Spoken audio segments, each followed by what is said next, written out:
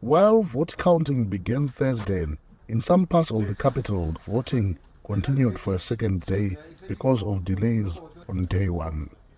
At this polling station, Joanna Mamombe, seeking a parliamentary seat on the opposition Citizens for Coalition for Change ticket, accused the Zimbabwe Electoral Commission, or ZEC, of working with the ruling Zanu-PF party to rig the polls. Honestly speaking, I think ZEC has pushed us to the limit. You know, this is a flawed process already, right? It's really a flawed process.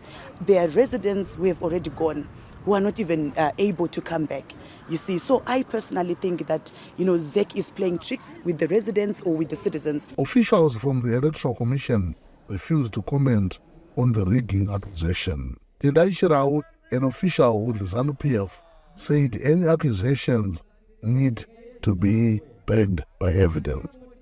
I think whoever has a claim or an allegation has a burden to prove that, because political bantering at this stage doesn't work.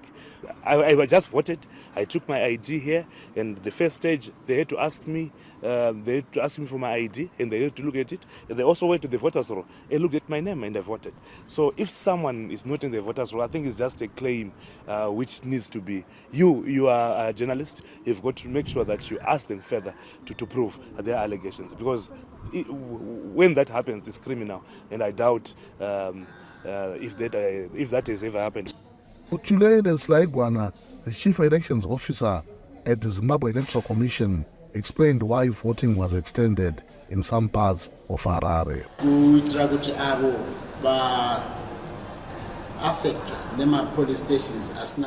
To ensure that those affected by polling stations which did not open on time, the head of state of Zimbabwe has enacted Statutory 15 of 2023 to ensure that August 24, 2023 being the last day for elections.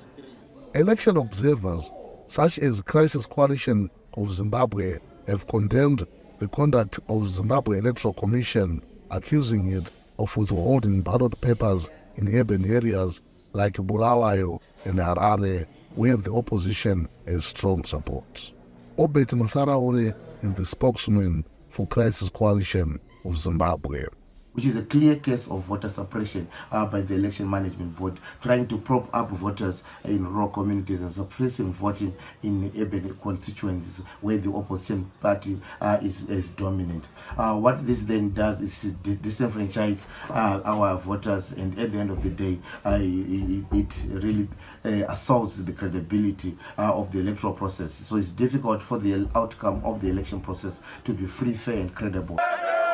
Several of Zimbabwe's previous elections have been hotly disputed after widespread violence, usually directed by Zanu-PF and the opposition, and accusations of Electoral Commission siding with the ruling party.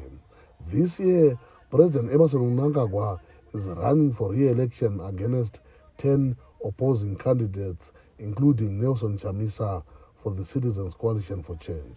Results are expected by Monday. Columbus Mavunga for VOANews, Harare, Zimbabwe.